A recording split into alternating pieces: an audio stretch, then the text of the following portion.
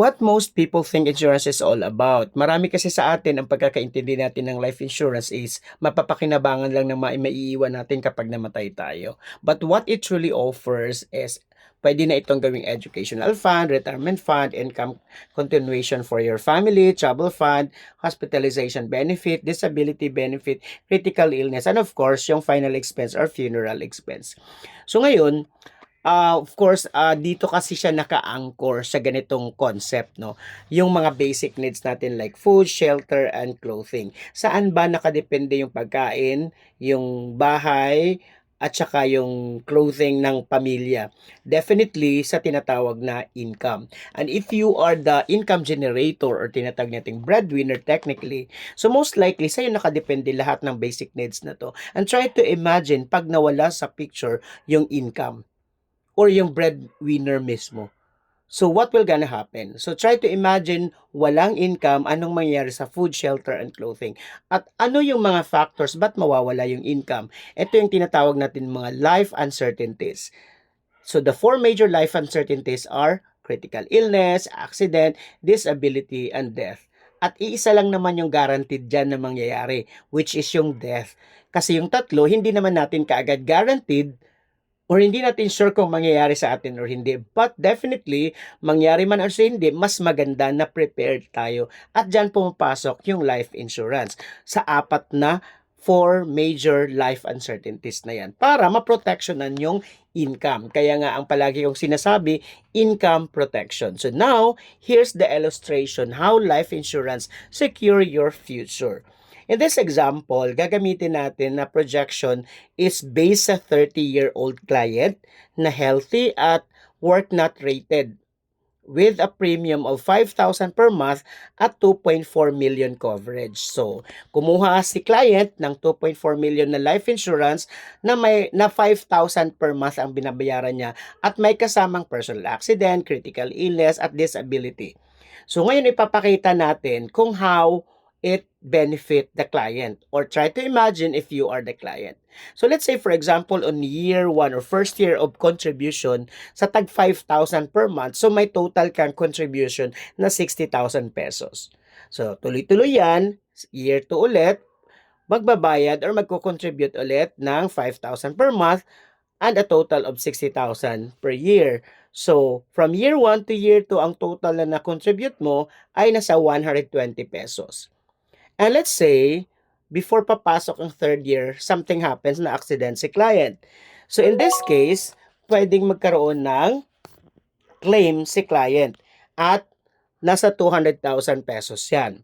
So, kung tatanungin ka, 200,000 yung na-claim mo, 120,000 lang naman yung na-contribute mo, which is napaka malaking advantage na. Kumbaga, saan mo pa hahanapin yung 200,000 na yan kung hindi ka nag-contribute for year 1 to year 2. Okay, let's continue. Siyempre, enforce pa rin yung policy since buhay pa naman si client. Let's say for example, tuloy-tuloy, in the third year, nag-contribute ulit si client ng 60,000 pesos in a year na nagkakahalaga na ang kanyang total contribution ng 180,000 pesos from year 1, year 2, to year 3.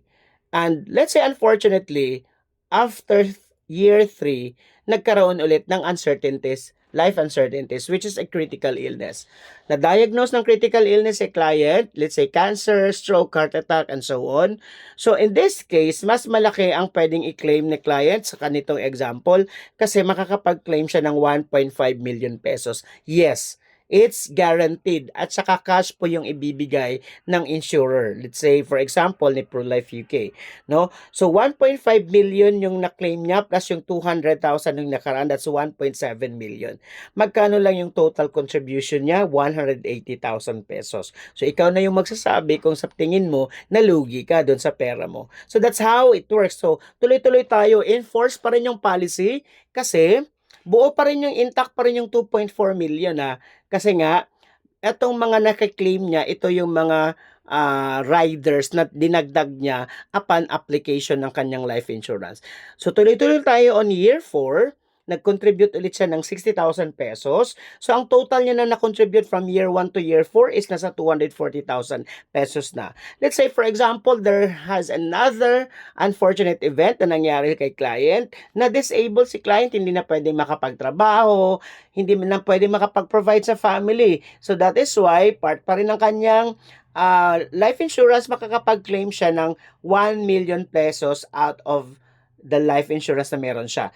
So, ngayon, magkano yung total na ano niya, na claim niya? 1 million plus 1.5 plus 200,000, that's 2.7 million pesos.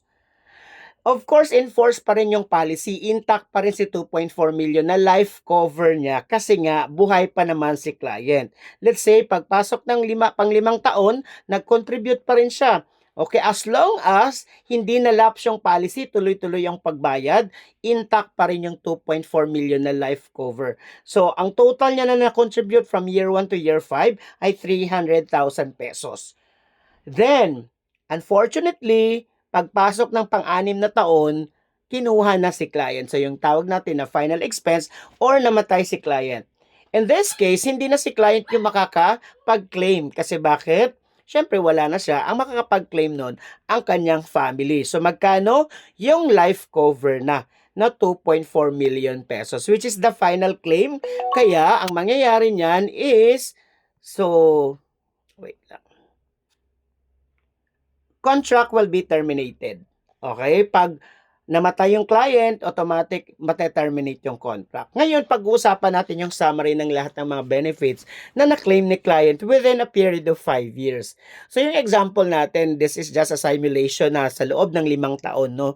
5 taon pa lang tumakbo yung kanyang contribution sa life insurance, pero ang total niya na na-contribute, 300,000, pero ang total claim niya is 5.1 million pesos. Sobrang laking advantage. Can you imagine, para ka lang naguhulog in advance ng mga alam mong possible na mangyayari sa buhay natin, 'di ba? At syempre, as I said, among the 5, 'di ba? Among the 5 na life uncertainties, ang pinaka-guaranteed naman natin diyan is yung pag kinuha na tayo ni Lord, 'di ba? Sabihin na natin hindi ka na accident, wala kang critical illness, hindi ka na disabled, all throughout of your life, it's fine. But at the end of the day, mamamatay din naman tayo. So, at least may maiiwan tayo sa family natin. If that happens, mas malaki pa rin yung nakuha ng pamilya kaysa sa na-contribute natin. Guaranteed po yun. Okay?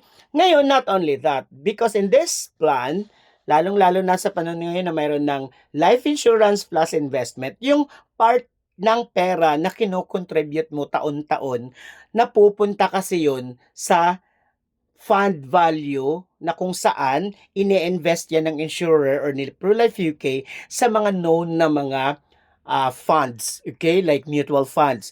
So, tumutubo rin siya. Imagine, 5 years pa lang tong nilagay ng company doon sa fund na pinili ni client, but it grows already to 136,000 pesos. Ibig sabihin, may fund value na siyang 136,000 pesos na makiklaim din ng family at the end or upon contract termination. So, sabay-sabay yan siya na ikiklaim ng family ni client. So, ganun din siya kung let's say for example, hindi 5 years, what if 10 years, 20 years, mas lalaki ng lalaki yung fund value. At may tendency pa na mas malaki na yung fund value compared doon sa iyong total contributed amount. So this is how life insurance secure your future.